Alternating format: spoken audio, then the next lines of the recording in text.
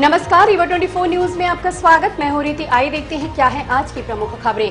महिला की अंधी हत्या का पुलिस ने किया खुलासा। घर में मजदूरी करने आए युवक ने की थी हत्या।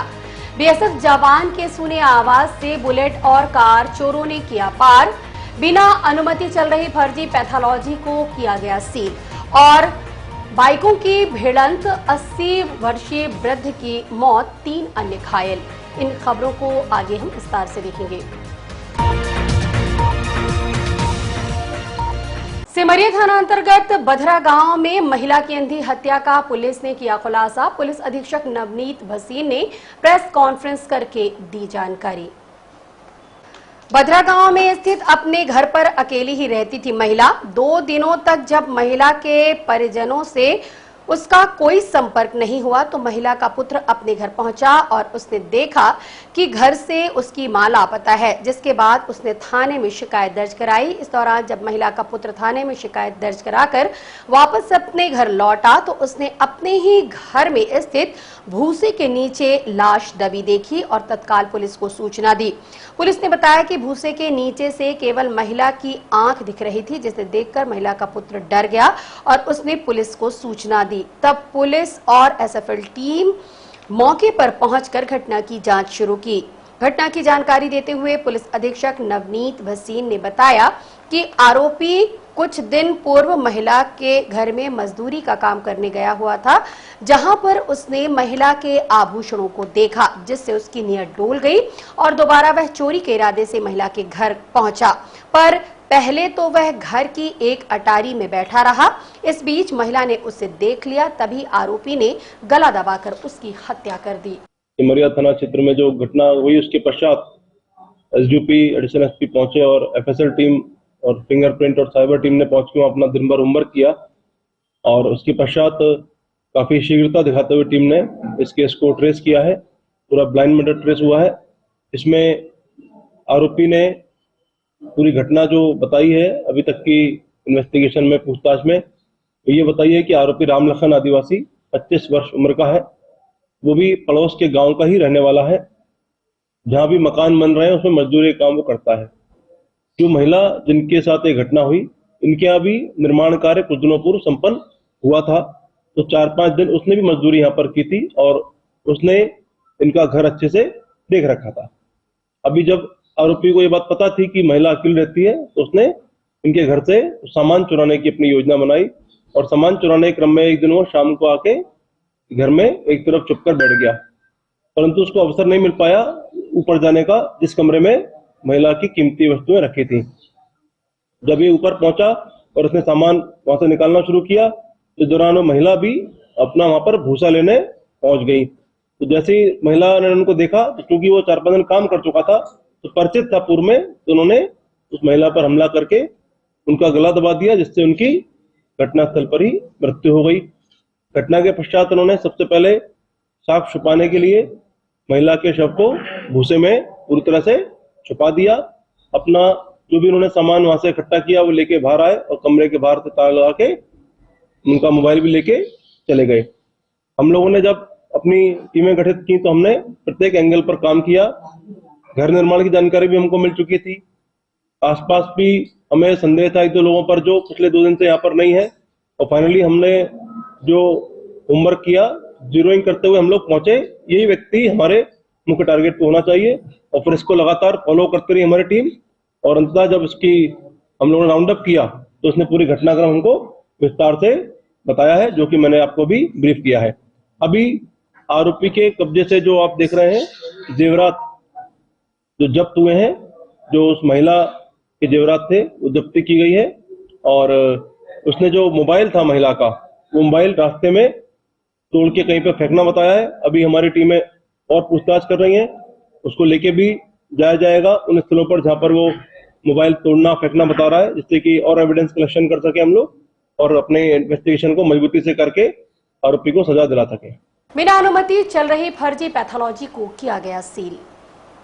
इंदिरा मार्केट में गोपाल मेडिकल स्टोर के पीछे डॉक्टर्स डायग्नोस्टिक के नाम से एक पैथोलॉजी चलाई जा रही थी, जिसका कोई भी रजिस्ट्रेशन नंबर नहीं था और ना ही किसी भी प्रकार के कागज प्राप्त हुए। पैथोलॉजी में काम कर रहे कर्मचारियों ने बताया कि सिटी हॉस्पिटल के डॉक्टर सद्दाम द्वारा यह पैथोलॉजी संचालित की जा रही है। वहीं महिला पैथोलॉजिस्ट डॉक्टर सुमन, जो कि सतना से आती हैं, उनको भी बुलाया गया और पूछताछ की जा रही है। इस संबंध में हमने जांच अधिकारी से बात की। ये इंदिरा मार्केट में गोपाल मेडिकल के पीछे एक डॉक्टर डायग्नोस्टिक करके हमको शिकायत प्राप्त हो रही थी कि जिला प्रशासन को कि ये जो पैथोलॉजी है ये अवैध रूप से संचालित है और किसी भी पैथोलॉजिस्ट का यहाँ रजिस्ट्रेशन नहीं है और साथ में जो ये दुकान है सब पैथोलॉजी वो भी अवैध रूप से बिना रजिस्ट्रेशन के ही संचालित हो रही थी। मौके पर आकर के डॉक्टर्स टीम द्वारा DHO 1 DHO 2 के द्वारा यहाँ पर हम लोगों के द्वारा संयुक्त रूप से जाँच की गई, जिसमें से शिकायत को सही पाया गया है। हाँ, अभी मौके से जो ये लड़के हैं यहाँ पर वो डॉक्टर्स का नाम ले रहे हैं कि कोई डॉक्टर हैं सुपर स्पेशलिटी हॉस्पिटल में डॉक्टर सद्दाम करके, उनका नाम बताया जा रहा है। मौके पर उनको बुलाया गया, उन्हीं सभी पूछताछ जारी है कि कैसे किस आधार पर ये पैथोलॉजी संचालित है। किसके नाम से पैथोलॉजी चलाते थे? ये डॉक्टर डायग्नोस्टिक है और एक महिला पैथोलॉजिस्ट का नाम है जो बता रही हैं सुमन जिज्ञासी। उनका बताया जा रहा है कि सतना से वो अप डाउन करते हुए, इनसे दूरभाष पर बात भी की गई फ़ोन पर, तो उन्होंने बोला कि हम सतना से अप डाउन करते हैं और उस पर आधार पर ही यहाँ पर हम रिपोर्ट देते हैं। BSF जवान के सूने घर से बुलेट और कार चोरों ने कर दिया पार। चिराला कॉलोनी के रहने वाले अभिषेक को भुजबा ने बताया कि उसके पिता शेषमणि भुजबा BSF में नौकरी करते हैं। उनके घर में कोई नहीं रहता। 27 तारीख की रात 8 बजे वह अपने चिरोला स्थित मकान से समीप गांव भीटी चला गया था। घर में 4 व्हीलर कार हुंडई i10 और बुलेट मोटरसाइकिल क्रमांक MP 17 MU 7748 खड़ी थी। अभिषेक ने बताया कि सुबह 10 बजे करीब पिताजी के मोबाइल पर सिटी कोतवाली थाने से फोन गया कि आपकी मोटरसाइकिल लावारिस हालत में प्राप्त हुई है। उसके बाद जब घर पहुंचा तो देखा तो मकान का ताला टूटा हुआ था और घर से हुंडई कार भी गायब थी। चोरी की रिपोर्ट बेचिया थाने में लिखा दी गई, वहीं बुलेट सिटी कोतवाली थाने में खड़ी है। इस संबंध में हमने अभिषेक से बात की। सर ये हुआ कि मैं परसों चला गया था गांव, शाम को 6:30 पौने 7 बजे करीब है। ये बेटी पता होता मासाओं के आगे है।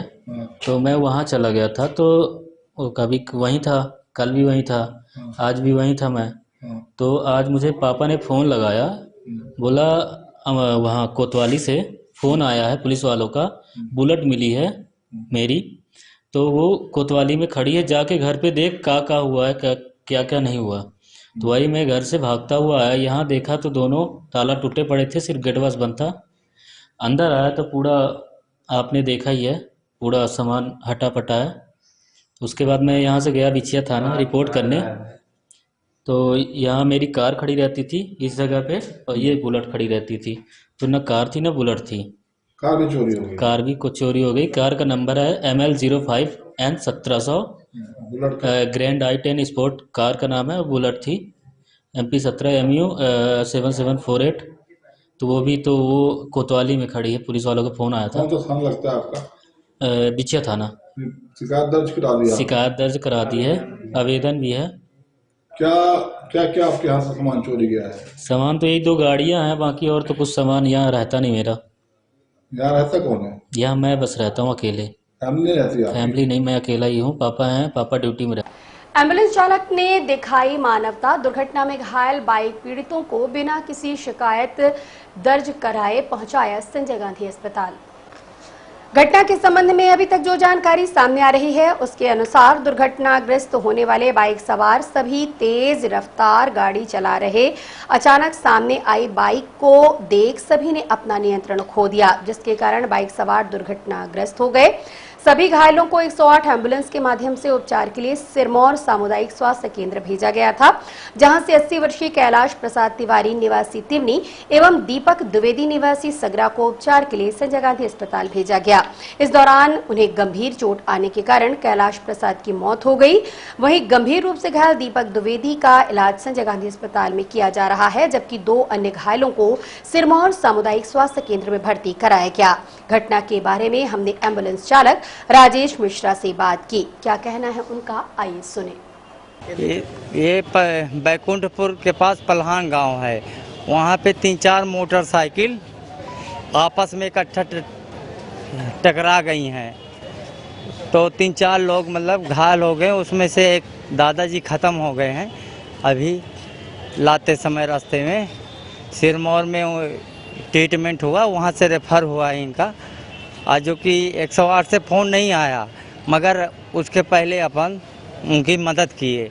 फ़ोन आने के पहले है राजेश मिश्रा, ये 108 के पायलट हैं और हमारी आईडी नंबर 5031 है। क्या बजे घटना हुई है? ये घटना 1 घंटे पहले हुई है, मतलब 10:30 पौने 11 के बीच में। कितने लोग घायल होंगे? 4-5 लोग हैं गंभीर। हाँ, 2 लोग को तो भर्ती करा दिए, उसमें से दादाजी ख़त्म हो गए हैं। एक भैया हैं तो इलाज चल रहा है। 2 जन का इलाज सिरमौर में होके वहीं छुट्टी कर दिए हैं। रीवा नगर निगम क्षेत्र में जल निकासी की समस्या से निजात दिलाने के लिए महापौर अजय मिश्रा बाबा के द्वारा विभिन्न कार्य योजना तैयार कर निर्माण कार्य का श्री गणेश कराया गया है। महापौर अजय मिश्रा बाबा ने कहा कि जल निकासी रीवा नगर निगम क्षेत्र में सबसे बड़ी समस्या है, जिससे जल्द से जल्द रीवा की जनता को निजात दिलाने का प्रयास किया जा रहा है। विजयदशमी आने से पहले सभी वार्डों में एक साथ रोड एवं नाली का निर्माण कार्य शुरू कराया जाएगा, जिसमें लगभग 4 करोड़ रुपए का कार्य होना है। इधर पीएचई विभाग के साथ बैठक करते हुए लोगों को मीठा पानी जल्द से जल्द उपलब्ध कराने के लिए कई योजनाओं पर चर्चा की गई। इस दौरान धोबिया टंकी के आसपास एक और नई टंकी के निर्माण की बात की गई, जिसे संजय गांधी अस्पताल के करीब या अनाथालय के आसपास बनाया जाएगा। मिशन 2055 के अनुसार रीवा नगर निगम क्षेत्र में 199 करोड़ का टेंडर होना है। महापौर ने कहा कि जैसे ही यह निविदा होगी, रीवा में जल निकासी एवं मीठे पानी सहित विभिन्न समस्याओं से आम जनता को निजात दिलाने का प्रयास किया जाएगा। रीवा शहर के ऐतिहासिक पद्मधर पार्क के कायाकल्प का कार्य जल्द शुरू होने वाला है। वहीं ऋतुराज पार्क में अब बास्केटबॉल के मैदान बनाए जाएंगे। इसमें ई लाइब्रेरी के साथ साथ जिम का भी प्लान शामिल है। आज वार्ड नंबर 5 में 2 भूमि पूजन किए गए। वो एक आपके 26 लाख के समथिंग की नाली है, जो बहुत दिन से वहाँ के लोगों की मांग थी, जिसके कारण पानी की जल निकासी नहीं हो रही थी। अभी बरसात में पानी भर गया था वहाँ पर, जब पानी बारिश हुई। और एक वार्ड नंबर 5 में WPM रोड है, जो कि हमीदिया कॉलोनी में है और लगभग 27 लाख की WPM रोड है। तो कार्य का भूमि पूजन किया गया। एक भूमि पूजन वार्ड नंबर 9 में 7 लाख की नाली का है। बहुत दिन से उसकी मांग चल रही थी, वहाँ पर लोगों के घर की जल निकासी नहीं हो पा रही थी। तो 3 कार्यों का भूमि पूजन अभी किया गया है। दशहरे तक में 8-10 कार्यों का भूमि पूजन और जल्द से जल्द किया जाएगा। हमारी प्राथमिकता ये है कि जो रीवा के समस्त वार्ड हैं, सारे वार्डों के हम एस्टीमेट बनवा रहे हैं और उम्मीद ये है कि नवंबर से दिसंबर तक में सारे 45 वार्डों में कार्य चालू हो जाएंगे। रोड के नाली के पहली प्राथमिकता हमारी जल निकासी के लिए नाली की है। स्ट्रॉम वाटर ड्रेन का जो 4 करोड़ रुपए हमारे पास बचा हुआ था, तो गवर्नमेंट से परमिशन लेकर हमने पुराने संविदा कार्य को भी बरकरार कर दिया है। तो 4 करोड़ का स्ट्रॉम वाटर ड्रेन और वो हो जाएगा। तो जो समस्या रीवा हॉस्पिटल के सामने की थी, बरसात के समय लोग घरों में पानी घुस गया था, लोग जा नहीं पा रहे थे, उस समस्या से भी निजात बहुत जल्दी मिल जाएगी। कुछ अपने निर्माण कार्य जैसे पद्मर पार्क हो गया, ऋतुराज पार्क हो गया, इन दोनों पार्कों का रिनोवेशन भी हम लोग ले रहे हैं। इनके भी निविदाएँ 15-20 दिन में हो जाएंगी, एस्टीमेट बन रहा है। तो पद्मर पार्क हमारा ऐतिहासिक पद्मर पार्क है, इसको उसी तरह से संरक्षित करेंगे। और ये हर राजनीतिक दलों के लिए एक मंच है। वो हर राजनीतिक दल को एक नॉमिनल फीस के साथ उपलब्ध होगा। ऋतुराज पार्क में 2 बास्केटबॉल के ग्राउंड कराए दे रहे हैं अभी एक है, और वहाँ समर सीजन में बहुत भीड़ लगती है लड़कों की, तो वहाँ 2 बास्केटबॉल के ग्राउंड करा दे रहे हैं। बिल्डिंग को बनवा कर उसमें ई-लाइब्रेरी और जिम का भी प्रावधान है। इस तरह हम लोगों ने सारा कराया। पीएचई की भी बैठक हुई थी, उसमें कुछ पीएचई की एक प्रभारी के साथ, हमारे जो पीएचई के प्रभारी हैं नीतू अशोक पटेल, उनके साथ एक बैठक हुई है, और पीएचई का जो 199 करोड़ का टेंडर है उस पर चर्चा कर रहे थे। कल एसआरटीसी की बैठक थी भोपाल में, तो जो हमारे काल मंत्री हैं एस के चतुर्वेदी वो गए थे, तो उसमें उन्होंने कहा है कि 2055 तक की स्कीम है, इसमें थोड़ा संशोधन करना है। तो उसमें ये संशोधन कर रहे थे कि कुछ टंकियों का, कुछ पाइपलाइनों को घटा दिया जाए। सर्विस पाइप 2055 तक की है, हमने कहा उसको 2035 तक की स्कीम बना दिया जाए। और पहला ही प्राथमिकता हमारी है कि जैसे ही ये निविदा होगी, तो जो रीवा के समस्त वार्डों में गंदा पानी जा रहा है, उस पहला काम हमारा वही रहेगा कि गंदा पानी से निजात। वार्डों में जो पुरानी पाइप लाइनें हैं उनको चेंज करके नई पाइप लाइन डलवा देंगे 60 किलोमीटर, तो गंदे पानी से निजात मिल जाएगी। और जिन एरियों में पाइप लाइन बिछी हुई है, पानी नहीं जा रहा, वहाँ पर टंकियाँ बन जाएंगी। ये दोनों प्राथमिकता पे बात हो रही थी पीएचई वालों से कि सारे कार्य प्राथमिकता के आधार पर करें। और अब मिलते एक छोटे से ब्रेक के बाद। हड्डी जोड़ एवं रीढ़ रोग तथा स्त्री रोग एवं प्रसूति रोग का इलाज एक ही छत के नीचे। विघ्नहर्ता hospital and trauma centre, hotel landmark के पास, रतहरा, रीवा। डॉक्टर संतोष सोनी, पूर्व चिकित्सक, बॉम्बे हॉस्पिटल, मुंबई। हड्डी जोड़ एवं रीढ़ रोग विशेषज्ञ, छोटे चीरे एवं दूरबीन विधि द्वारा हाथ तथा पैर की हड्डियों का ऑपरेशन। गठियाबात, जटिल एवं बिगड़े हुए फ्रैक्चर का बेहतर इलाज करते हैं डॉक्टर संतोष सोनी। विघ्नहर्ता हॉस्पिटल ट्रॉमा सेंटर में ही स्त्री एवं प्रसूत रोग विशेषज्ञ डॉक्टर शैलजा सोनी भी उपलब्ध हैं, जिनकी देखरेख में नॉर्मल डिलीवरी, सिजेरियन ऑपरेशन एवं बच्चेदानी से संबंधित ऑपरेशन की बेहतर सुविधा। संतानहीन दंपत्ति तत्काल संपर्क करें। विघ्नहर्ता hospital and trauma centre, hotel landmark के पास, रतहरा, रीवा। सुविधाजनक एवं सफल इलाज हेतु आज ही संपर्क करें।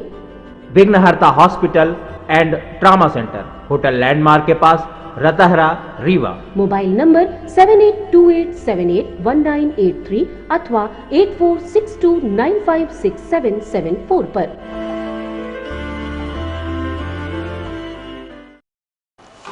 वेयरहाउस एंड लॉजिस्टिक्स एसोसिएशन ने रीवा विधायक व पूर्व मंत्री राजेंद्र शुक्ल को 3 सूत्री मांगों को लेकर सौंपा ज्ञापन। एसोसिएशन के पदाधिकारियों का कहना है कि जो नई नीतियां सरकार द्वारा बनाई गई हैं, उसमें वेयरहाउस मालिकों का काफी नुकसान हो रहा है। उन्होंने कहा कि 40 रुपए का निर्धारण किया गया है, जो बहुत कम है। उनका ये भी कहना है कि उन्हें गोदाम का किराया 70 रुपए प्रति मेट्रिक टन दिया जाए, धान के साथ चावल के भंडारण को भी चालू किया जाए और 10 माह की व्यावसायिक गारंटी दी जाए। अन्यथा एसोसिएशन के उपरोक्त सभी लोगों द्वारा आगामी वर्ष के लिए कोई भी भंडारण नहीं करेंगे एवं पूरे प्रदेश में इसका विरोध करेंगे। इस संबंध में एसोसिएशन के अध्यक्ष डॉक्टर पन्नालाल अवस्थी ने बताया। ये warehousing and logistic owners association MP का है, जिसका हेड ऑफिस रीवा है। मैं डॉक्टर पन्नालाल अवस्थी इसका प्रेसिडेंट हूँ। ये अभी जो नई नीति वेयर हाउसिंग एंड खाद्य निगम ने ये दी है, प्रबंध संचालक महोदय Madhya Pradesh warehousing and logistic corporation ने जो हमें नई नीति दी है, उसके तहत उन्होंने किराया रखा है 35 रुपये से 40 रुपये प्रति मेट्रिक टन, जबकि पहले 85 था। रख रखाव का उन्होंने अपने उस पर रखा है कि हम रख रखाव करेंगे, आपको सिर्फ किराया देंगे। लेकिन जो कैलकुलेशन में आ रहा है, हमारी ये मांग है कि इस नीति के तहत 70 रुपये प्रति मेट्रिक टन हमें दिया जाए। 40 की जगह 70 रुपये प्रति मेट्रिक टन किराया वेयर हाउसिंग का मध्य प्रदेश में दिया जाए, एवं इस नीति में 10 माह की कम से कम व्यावसायिक गारंटी दी जाए और इसको चावल को भी इसमें जोड़ा जाए। मतलब व्यावसायिक गारंटी अगर 3 माह का रखेंगे तो कम होगा। व्यावसायिक गारंटी की मांग की है, एवं 70 रुपये प्रति मेट्रिक टन हमने मांग की है, जो उन्होंने 40 दिया। ये हमारी मांग है। अगर नहीं हो देंगे तो हम पूरे मध्य प्रदेश में सभी जगह वेयर हाउस अब की बार किराए से नहीं देंगे गवर्नमेंट को। माननीय रीवा विधायक से बात की, उन्होंने ये हमको आश्वासन दिया कि हम इसमें मुख्यमंत्री और वेयर हाउसिंग के जो प्रबंध संचालक है डीएम, उनसे हम बात करेंगे। इसमें वास्तव में जो रेट है बहुत कम है, रेट बढ़ाया जाए। और किससे मिल रहे हैं? इस मामले में हमने रीवा विधायक राजेंद्र शुक्ल से बात की तो उन्होंने कहा कि हम एसोसिएशन की बातों को मुख्यमंत्री तक पहुंचाएंगे और इस दिशा में जरूर प्रयास करेंगे। प्राइवेट गोदाम मालिकों ने अभी मुझे ज्ञापन दिया है कि उनका किराया 85 से 40 रुपए किया गया है। मैंने उनसे कहा है कि मैं संबंधित अधिकारियों से बात करके और फिर इस पर चर्चा करके और आगे जो कुछ ही मदद हो सकती है उसके लिए बात करेंगे। आज की खबरों में बस इतना ही। नई खबरों के साथ हम होंगे पुनः हाजिर। इजाजत दीजिए रीति को। नमस्कार।